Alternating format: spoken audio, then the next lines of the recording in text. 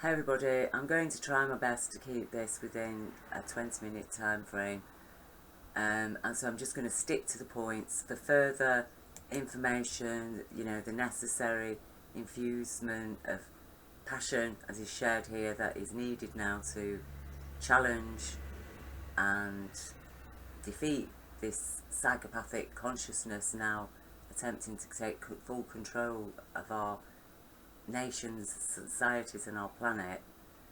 Please listen to this video from 420p's priest here. Don't know why I have to keep resubscribing because I'm subscribed, but it keeps taking me off for some reason. So yeah, this is a really excellent video. It presents very perfectly exactly what this coronavirus bill is all about, and so please watch that and share it for the necessary information, and also don't fail to miss this and share this as well from Peerless Reads, and again another excellent video sharing fact not fear, coronavirus, COVID-19, government killer, critical you see and understand, the chart that proves the crisis was over before lockdown. All the evidence is presented here. I will leave you the evidence from UK column that also shows conclusively how regularly, every few years, there are spikes, very severe spikes, doubling, tripling of the usual 20,000 deaths, usually in the space of toward the end of one year to the late spring, early summer of the next. Britain will, nation like Britain will experience 20,000 flu-related deaths, coronavirus-related deaths. And that coronavirus is a term that refers to all strains of cold and flu viruses. So it's not a specific thing. So the fact that the media keeps harping on, and the government are all harping on about coronavirus, ask yourself why they never called bird flu coronavirus. Why didn't they call SARS coronavirus? Why didn't they call swine flu coronavirus or Spanish flu coronavirus?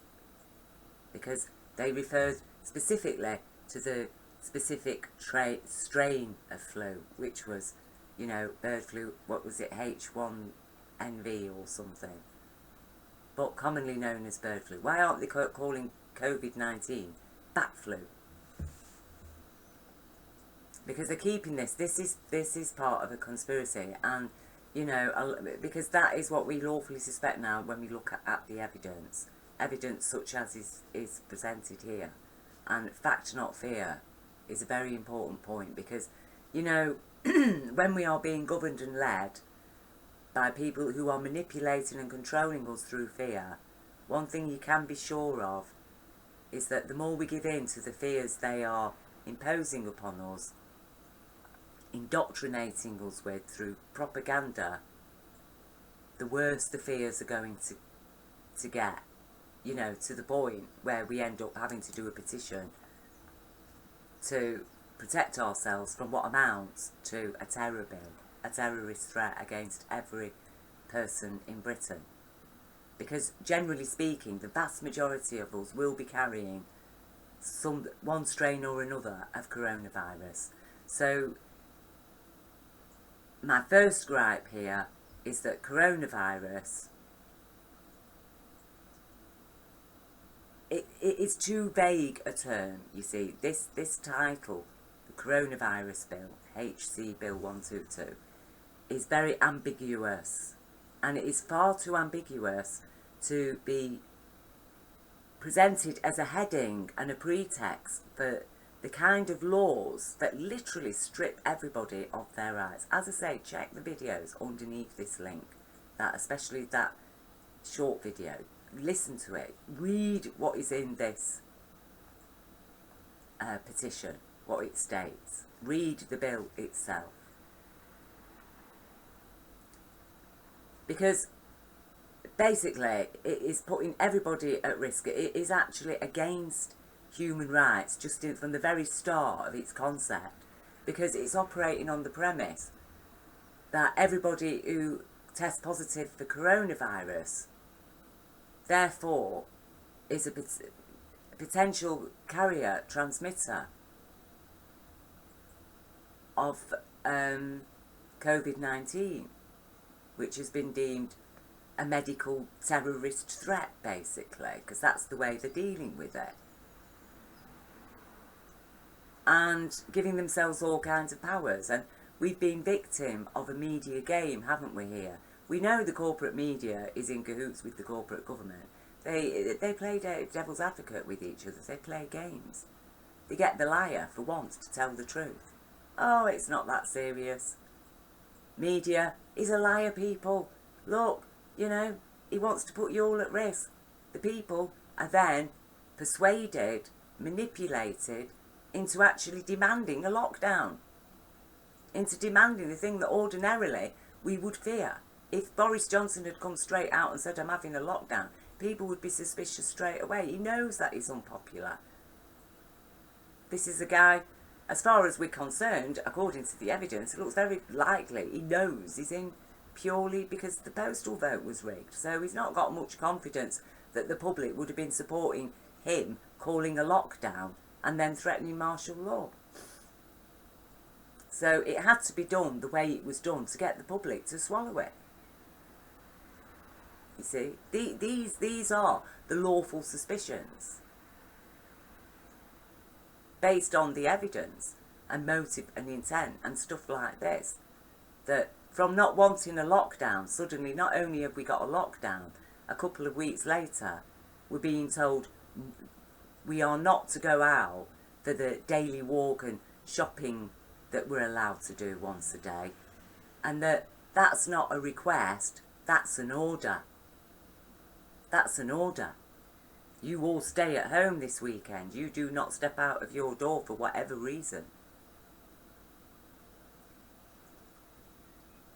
And allegedly, in memory of 2 nurses that lost their lives to coronavirus.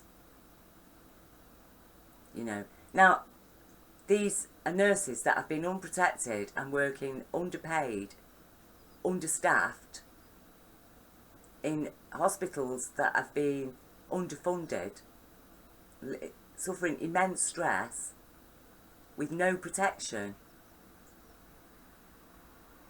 And now we have this government using their deaths through this government's cruelty, lack of compassion and actual negligence,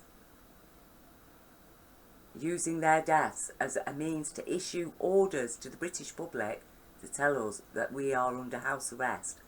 You will honour the memory of these 2 nurses, but no memory of all the nurses that have died of flu in the years before this, or the doctors and nurses that have been driven to suicide directly through the cuts and the pressures that have been placed on them through work in the NHS. You know, this is the level of stuff. And then suddenly, out of nowhere, they spring this on us, the coronavirus bill, which is absolutely horrific. You know, more than COVID-19, the people who've been speaking to me are absolutely terrified of this now. You know, we look at the kind of people in control of our country now and the kind of people that stand with him. You know, a guy who abuses his whatever powers he has even to get a journalist beat up on behalf of a friend. What won't he do when he can literally operate with impunity and with laws that give other people impunities, even to remove children from our home? This, you know, any one of us can be taken from our homes, test positive for coronavirus. Oh, you're a threat, you've got to be put in isolation, die, bang, no inquest, cremated. Doesn't matter what your faith is, no consultation with parents or family, no access to a lawyer. this is a very serious level of powers being provided under a bill with such an ambiguous title as the Coronavirus Bill. Okay. But there's a lot more to this query now than this. Because, as I say, I'm not a legal professional. I have an understanding of the law. My ex, now deceased husband, was a doctor of law. I ask legal professionals now to please get on board with this now. Check this out. What I'm sharing, I'm sure you'll find more. I've not gone through this with a fine-tooth comb. I'm sure if I did, I'd find a host more very severe anomalies. And I'm sure you will find very much more than mine. So these are just a couple of points that I want to share. So we start off with this document. You look at the length of it. It's 130 pages long, if you count the contents and last page.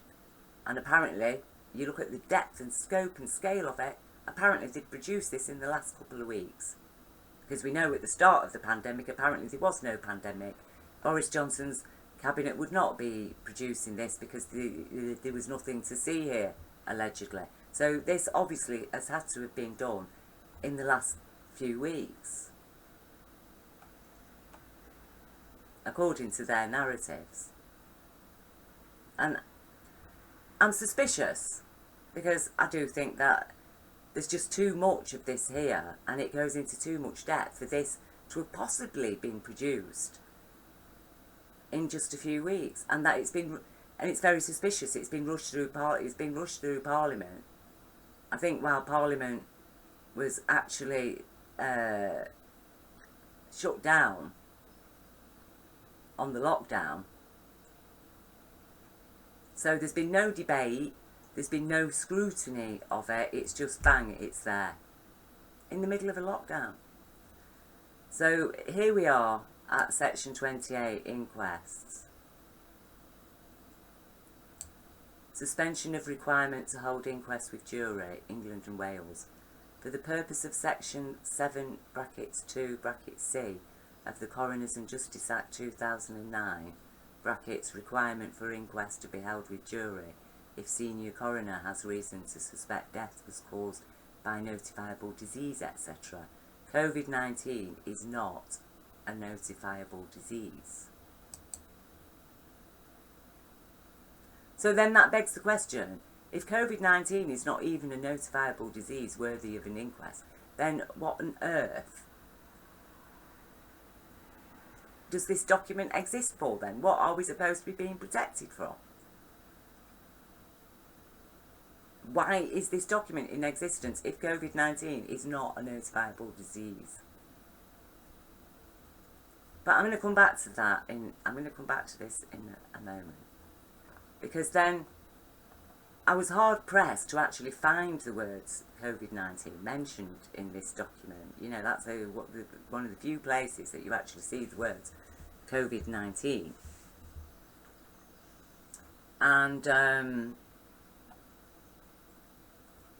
there's lots of mentions of coronavirus, and especially in relation to staff. You know, if you go into the subsections here, requiring an employer to keep records in relation to payments of statutory sick pay in respect of incapacity for work related to coronavirus. You see. But again, coronavirus refers to any strain or flu. But they're stating here this. Coronavirus means severe acute respiratory syndrome, coronavirus 2. Now that is an absolute lie. That is an outright lie.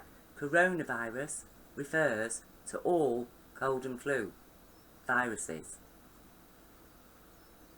All the various strains come under the heading coronavirus. Because severe acute respiratory syndrome is known as coronavirus 2, another form of coronavirus. How, if If coronavirus meant severe acute respiratory syndrome, then there would be no need for coronavirus 2 to be added in there. It would be respiratory syndrome 2. Look, this is very convoluted. Again, well, it is fraudulent, actually. It is fraudulent because it is a misinterpretation and an abuse of medical language. Professional medical definitions have been subverted here to imply something else. So therefore, you know, we're looking at fraud because we have to then look, well, what is hoped to be gained by the fraud? Is this, was this thing produced actually a long time ago? Is this evidence, this whole document, evidence that this whole COVID-19 coronavirus threat was actually pre-planned and orchestrated to coincide with the known fast approaching banking collapse? And in order to prevent and prohibit protests, the mass protests, because we're talking a far worse banking crash than the one of 2008, that millions of people suddenly lose their jobs and businesses. There would have been mass protests. So it's the powers that be that have orchestrated it, that have permitted and allowed yet again another major banking crisis, financial crisis.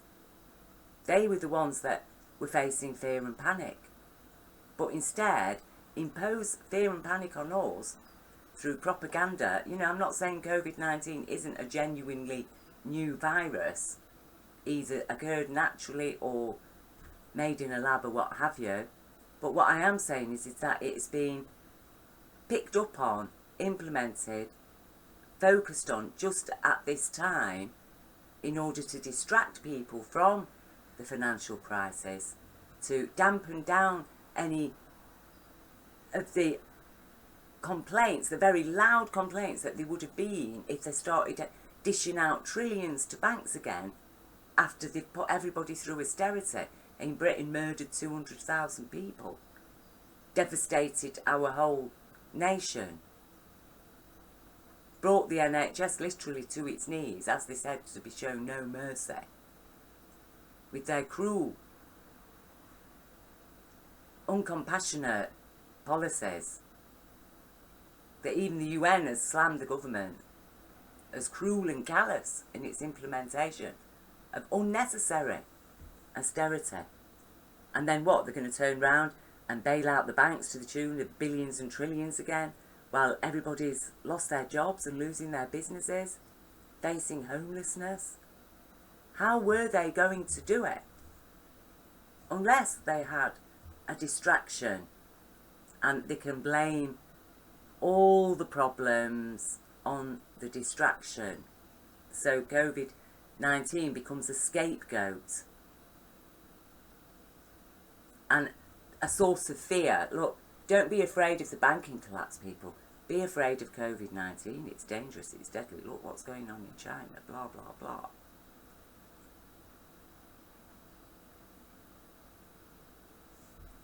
We do need to place such evidence in light of what is shared here on the table, on the scales, for the balance of probabilities, as how the law works. On the balance of probabilities, here we're looking at fraud. But it gets worse. It gets worse. Okay, so now, you know, head on back up to the inquests.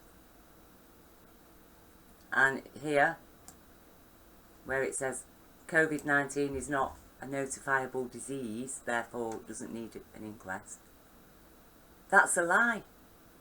That is an absolute lie. And it is a very, very serious matter. Because, look, I'll prove it.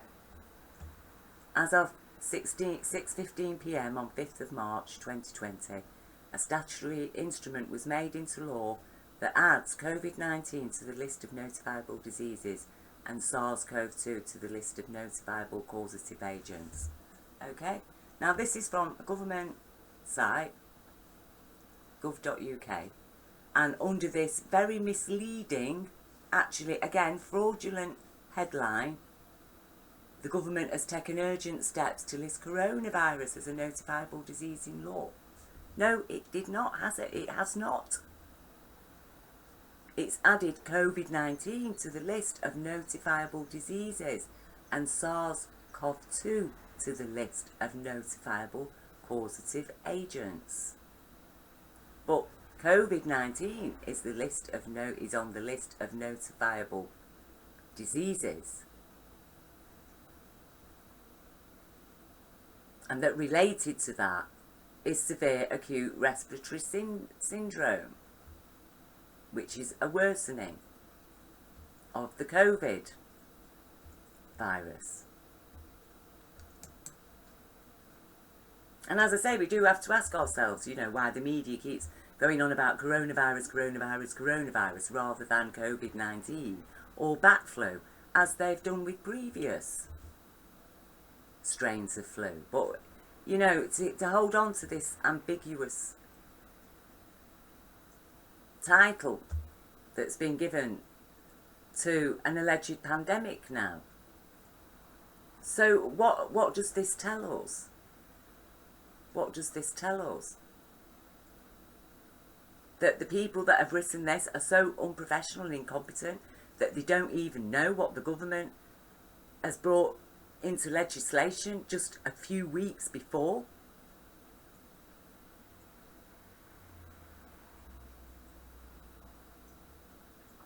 And that such people with such levels of incompetence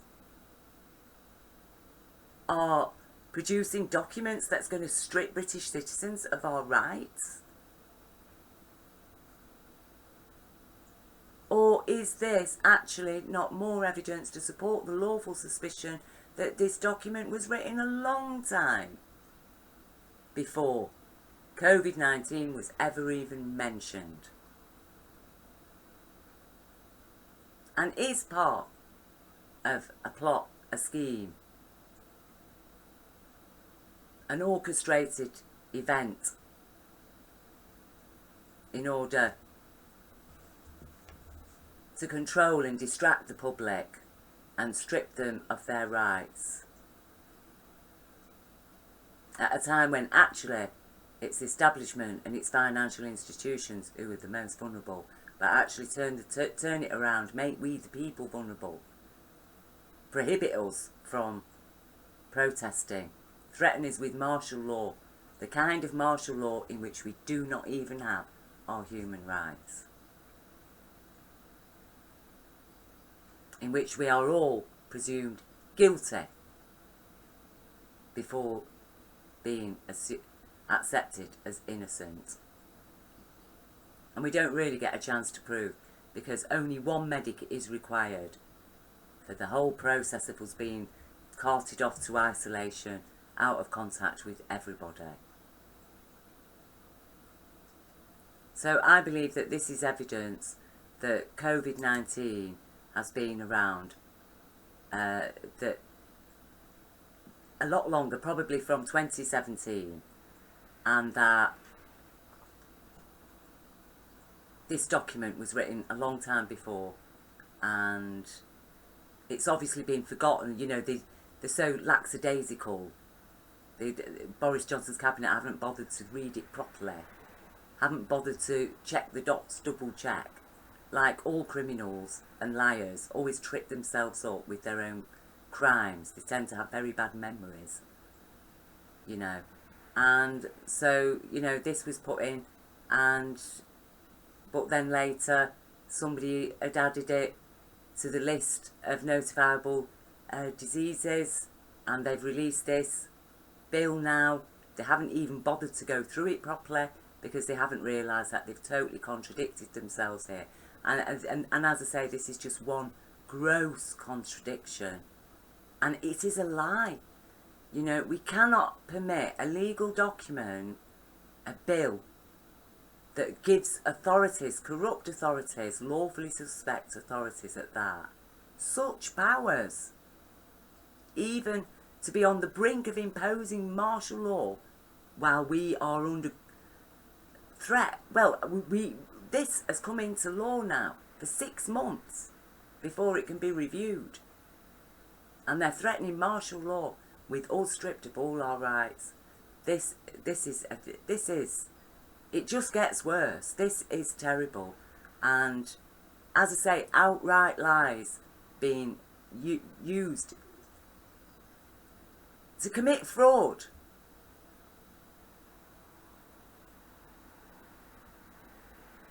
So I ask you people, and I ask professional people especially, look, you stand by we the people will stand by you.